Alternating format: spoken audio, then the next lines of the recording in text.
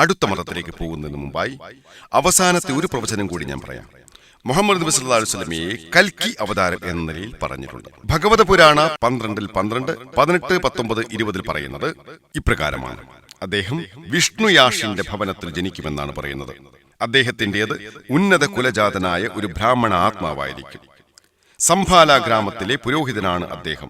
ദൈവം അവതരിക്കുകയും ആ അവതാരത്തിന്റെ പേര് കൽക്കി എന്നുമായിരിക്കും. അദ്ദേഹത്തിന് വളരെ മികച്ചു നിൽക്കുന്ന സ്വഭാവ ഗുണങ്ങൾ ഉണ്ടാകുമെന്ന് പ്രവചനത്തിൽ തുടർന്ന് പറയുന്നു. അദ്ദേഹം പ്രപഞ്ചത്തിന്റെ രക്ഷിതാവായിരിക്കും.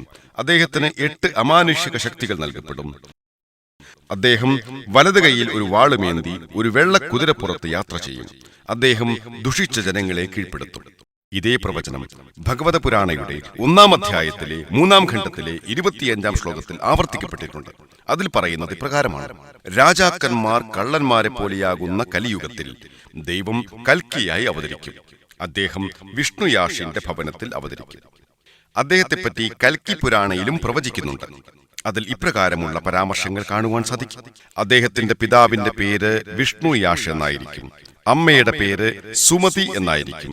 അദ്ദേഹം മാസത്തിന്റെ 12-ാം തീയതിയിൽ ജനിക്കും. അദ്ദേഹം അന്തിമ ഋഷിയായിരിക്കും. അദ്ദേഹത്തിന് 4 അനുചരന്മാരുണ്ടായിരിക്കും. തുടങ്ങിയ നിരവധി പ്രവചനങ്ങൾ കാണാം. ചുരുക്കത്തിൽ ഭഗവത പുരാണയിലും കൽക്കി പുരാണയിലും പറഞ്ഞിരിക്കുന്നത് ഇപ്രകാരമാണ്: അദ്ദേഹത്തിന്റെ മാതാവിന്റെ പേര് സുമതി എന്നായിരിക്കും. സംസ്കൃത ഭാഷയിൽ സുമതി എന്നതിനർത്ഥം ദയ ഉള്ളവൾ എന്നും സമാധാനം ഉള്ളവൾ എന്നുമാണ്. ഇത് മുഹമ്മദ് നബി സല്ലല്ലാഹു അലൈഹി വസല്ലമയുടെ മാതാവിന്റെ പേരായ ആമിനയുടെ പരിഭാഷയാണ്.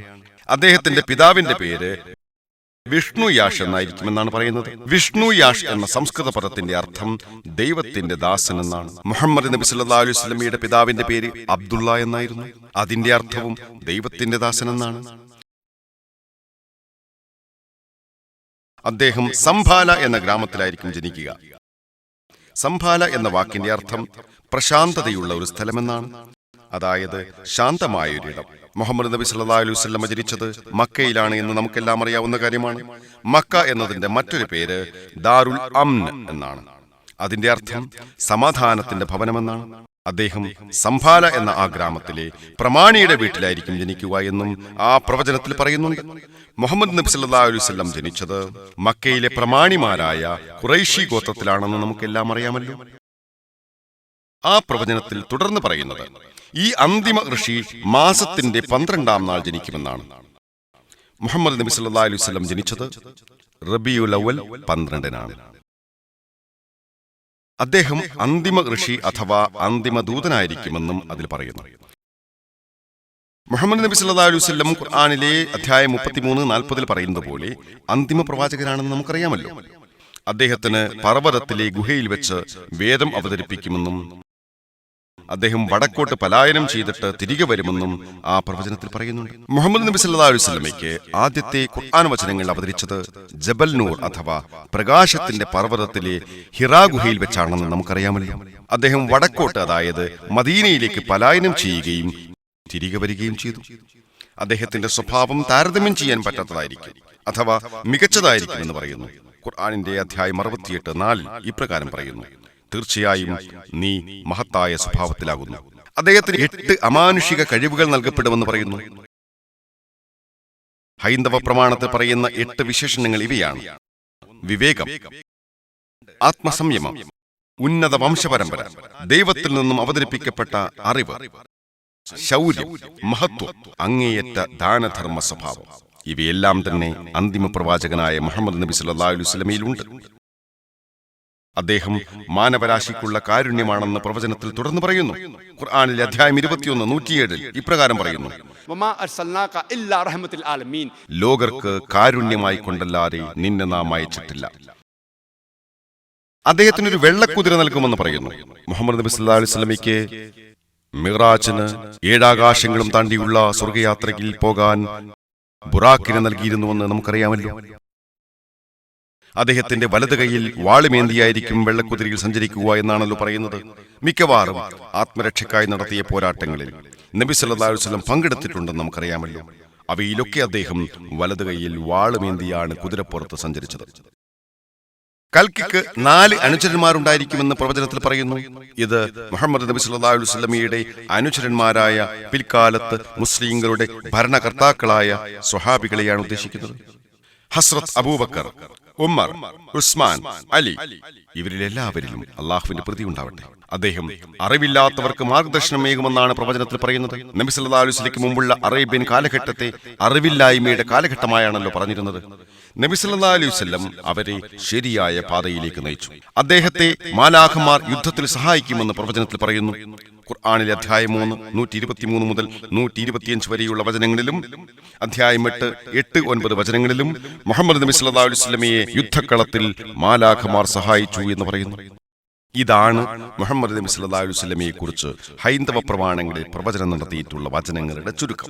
ഇനി നമുക്ക് ബുദ്ധമതത്തിൽ മുഹമ്മദ് നബി സല്ലല്ലാഹു അലൈഹി വസല്ലമയെ കുറിച്ച് നടത്തിയിട്ടുള്ള പ്രവചനങ്ങൾ ചർച്ച ചെയ്യാം. ലോകത്തെ ഏറ്റവും വലിയ 4ാം സ്ഥാനത്ത് നിൽക്കുന്ന മതം ബുദ്ധമതമാണ്. മുഹമ്മദ് നബി സല്ലല്ലാഹു അലൈഹി വസല്ലമയെ കുറിച്ച് ഏതാണ്ട് എല്ലാ ബുദ്ധമത ഗ്രന്ഥങ്ങളിലും പരാമർശിച്ചിട്ടുണ്ട്. അദ്ദേഹത്തെക്കുറിച്ച് ചിക്കവരിസുതൻ തായിലെ D111-76 ഇപ്രകാരം പറയുന്നു: മൈത്രി എന്ന പേരുള്ള ഒരു ബുദ്ധൻ വരും. മൈത്രി എന്ന് വെച്ചാൽ കൃപയുള്ളവൻ.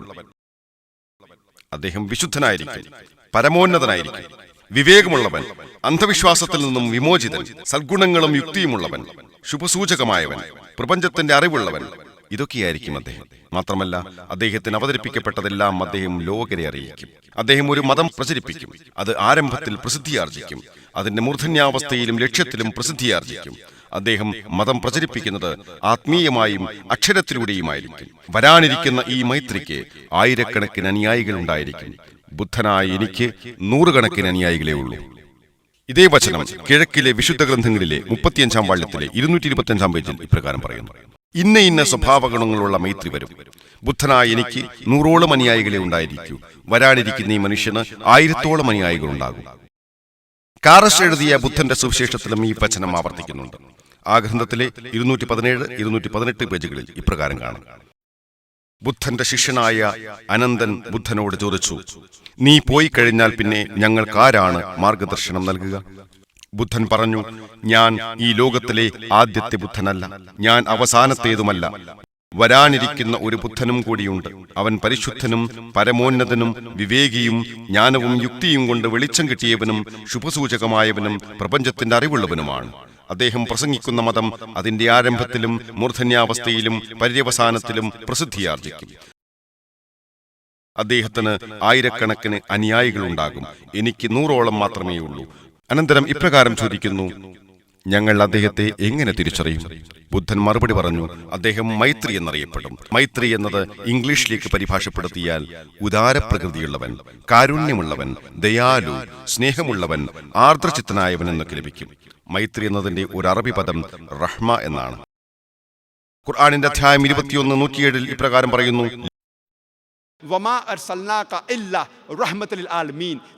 ലോകർക്ക് എല്ലാ ജീവജാലങ്ങൾക്കും സർവ്വലോകങ്ങൾക്കും കാരുണ്യം അഥവാ റഹ്മത്ത് ആയിക്കൊണ്ടല്ലാതെ നിന്നെ നാം അയച്ചിട്ടില്ല. റഹ്മത്ത് എന്ന പദം ഖുർആനിൽ 409 കുറയാതെയുള്ള പ്രാവശ്യം ഉപയോഗിച്ചിട്ടുണ്ട്. ഖുർആനിലെ 9-ാം അധ്യായം ഒഴിച്ചുള്ള മറ്റധ്യായങ്ങളെല്ലാം കാരുണ്യവാനും കരുണാനിധിയുമായ അള്ളാഹുവിന്റെ നാമത്തിൽ ആരംഭിക്കുന്നു എന്ന വാചകത്തോടെയാണ് ആരംഭിക്കുന്നത്. മുഹമ്മദ് നബി സല്ലല്ലാഹു അലൈഹി വസല്ലമയെ കുറിച്ച് കിഴക്കിലെ വിശുദ്ധ ഗ്രന്ഥങ്ങളിലെ 11-ാം വാള്യത്തിലെ 36-ാം പേജിൽ മാ പൈനിഭാന സുതന്ത 2-ാം അധ്യായത്തിലെ 32-ാം വചനത്തിൽ ഇപ്രകാരം പറയുന്നു: ഈ ബുദ്ധന് സർവജ സുഗ്രഹമായതോ ഗൂഢമായതോ ആയ അധ്യാപനങ്ങൾ ഉണ്ടായിരിക്കില്ല. തുടർന്ന് അദ്ദേഹം അനന്തനോട് ഇപ്രകാരം പറയുന്നു: തത്താഗ്രത്താസ്, അതായത് പ്രവാചകന്മാർക്ക് അടഞ്ഞ മുഷ്ടി എന്നൊന്നുണ്ടായിരിക്കുകയില്ല. മുഹമ്മദ് നബി സല്ലല്ലാഹു അലൈഹി വസല്ലമയ്ക്ക് അവതരിച്ച കാര്യങ്ങളെല്ലാം തന്നെ അദ്ദേഹം പരസ്യമായി പ്രഖ്യാപിക്കുമായിരുന്നെന്ന് നമുക്കറിയാമല്ലോ. ആ അധ്യാപനങ്ങളൊക്കെ ലോകത്തോട് പ്രഖ്യാപിക്കുവാൻ അദ്ദേഹം മുസ്ലിങ്ങളോട് പറഞ്ഞു. കിഴക്കിലെ വിശുദ്ധ ഗ്രന്ഥങ്ങളിലെ 11-ാം വാള്യത്തിലെ 97-ാം പേജിൽ മാ പൈനിവാന സുതന്തയിൽ 5:36 ഇപ്രകാരം കാണാം: ബുദ്ധന് അനന്തൻ എന്ന പേരുള്ള ഒരു പരിചാരകൻ ഉണ്ടായിരുന്നതുപോലെ വരാനിരിക്കുന്ന ഈ മൈത്രിക്കും ഒരു പരിചാരകൻ ഉണ്ടാകും. ഈ വചനത്തിൽ ഉദ്ദേശിക്കുന്നത് അനസ് റളിയല്ലാഹു അൻഹുവിനെയാണ്. അദ്ദേഹം പറയുന്നത് ഇങ്ങനെയാണ്: അദ്ദേഹത്തിന് 8 വയസ്സായിരുന്നപ്പോൾ അദ്ദേഹത്തെ തന്റെ മാതാവ് മുഹമ്മദ് നബി സല്ലല്ലാഹു അലൈഹി വസല്ലമയ്ക്ക് നൽകിയിട്ട് ഇപ്രകാരം പറഞ്ഞു: ഓ അള്ളാഹുവിന്റെ ദൂതരെ, ഇതാ നിങ്ങളുടെ കുഞ്ഞു പരിചാരകൻ. ഹസ്രത്ത് അനസ് റളിയല്ലാഹു അൻഹുവിനെ പ്രവാചകൻ വിശേഷിപ്പിച്ചത് തന്റെ കുഞ്ഞു മകനായാണ്. അദ്ദേഹം പ്രവാചകനോടൊപ്പം എല്ലാ അപകടഘട്ടങ്ങളിലും സമാധാനവേളയിലും യുദ്ധങ്ങളിലുമെല്ലാം ഒരു നിഴൽ പോലെ കൂടുമായിരുന്നു. ഉഹദ് യുദ്ധത്തിൽ മുഹമ്മദ് നബി സല്ലല്ലാഹു അലൈഹി വസല്ലമയെ ശത്രുക്കൾ വളഞ്ഞപ്പോൾ 11 വയസ്സ് മാത്രമുണ്ടായിരുന്ന അനസ് റളിയല്ലാഹു അൻഹു നബിയോടൊപ്പം തന്നെ നിന്നുവെന്ന് നമുക്കറിയാം.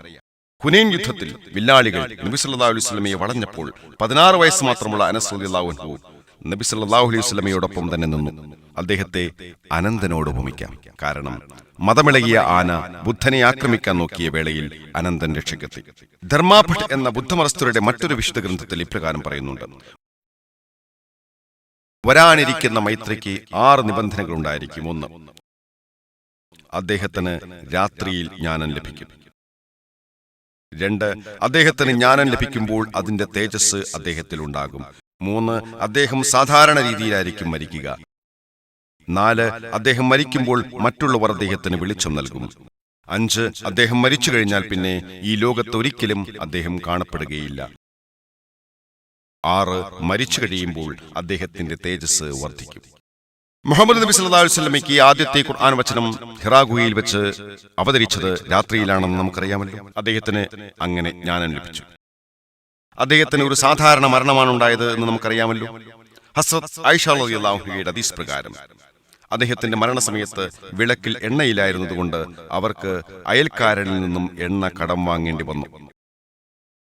അദ്ദേഹം രാത്രിയിലാണ് മരിച്ചതെന്ന് ഇതിൽ നിന്ന് മനസ്സിലാക്കാം. മരിച്ചപ്പോൾ അദ്ദേഹത്തിന്റെ തേജസ് വർദ്ധിച്ചു. മരണശേഷം അദ്ദേഹത്തെ ഈ ലോകത്ത് കണ്ടിട്ടേയില്ല. ഈ 6 നിബന്ധനകൾ ഏറ്റവും അധികം യോജിക്കുന്നത് പ്രവാചകന്മാരിൽ അന്തിമനായ മുഹമ്മദ് നബി സല്ലല്ലാഹു അലൈഹി വസല്ലമയ്ക്കാണ്. ധർമ്മഭട്ടിലെ കിഴക്കിലെ വിശുദ്ധ ഗ്രന്ഥങ്ങളിലെ 10-ാം വാള്യത്തിലെ 67-ാം പേജിൽ ഇപ്രകാരം കാണാം: തഥാഗ്രാതസ് പ്രബോധനം ചെയ്യുന്നവർ മാത്രമാണ്. ഖുർആനിലെ 88, 21, 22 വചനങ്ങളിൽ ഇപ്രകാരം കാണാം: അതിനാൽ നബിയെ, നീ ഉത്ബോധിപ്പിക്കുക. നീ ഒരു ഉത്ബോധകൻ മാത്രമാകുന്നു. നീ അവരുടെ മേൽ അധികാരം ചെലുത്തേണ്ടവനല്ല. സന്മാർഗം നൽകുക എന്നത് അള്ളാഹുവിന്റെ കൈകളിലുള്ള കാര്യമാണ്. ഇവയൊക്കെയായിരുന്നു ബുദ്ധമത ഗ്രന്ഥങ്ങളിൽ മുഹമ്മദ് നബി സല്ലല്ലാഹു അലൈഹി വസല്ലമയെ പറ്റി പറഞ്ഞിട്ടുള്ള പ്രവചനങ്ങളുടെ ചുരുക്കം. സമയക്കുറവ് എന്നെ ഈ വിഷയം തുടരാൻ അനുവദിക്കില്ല. മുഹമ്മദ് നബി സല്ലല്ലാഹു അലൈഹി വസല്ലം ലോകത്തിന്റെ പ്രധാന മതഗ്രന്ഥങ്ങളിൽ എന്ന എന്റെ ഈ പ്രഭാഷണത്തിന്റെ വീഡിയോ കാസറ്റ് നിങ്ങൾക്ക് കാണാവുന്നതാണ്. അതിൽ ഞാൻ വിശദമായി പറയുന്നുണ്ട്. ഖുർആനിലെ അധ്യായം 31, അധ്യായം 33, 40-ാം വചനം പറഞ്ഞുകൊണ്ട് ഞാൻ ഈ പ്രഭാഷണം അവസാനിപ്പിക്കുവാൻ ആഗ്രഹിക്കുന്നു.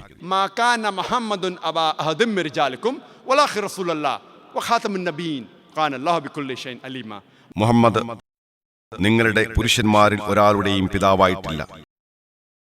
പക്ഷേ അദ്ദേഹം അള്ളാഹുവിന്റെ ദൂതനും പ്രവാചകന്മാരിൽ അവസാനത്തെയാളുമാകുന്നു. അള്ളാഹു ഏത് കാര്യത്തെപ്പറ്റിയും അറിവുള്ളവനാകുന്നു. ഈ അന്തിമ പ്രവാചകൻ മതം പ്രചരിപ്പിച്ചിരുന്നത് വാളുകൊണ്ടാണെന്ന് ഇന്ന് ജനങ്ങൾ പറയുന്നു.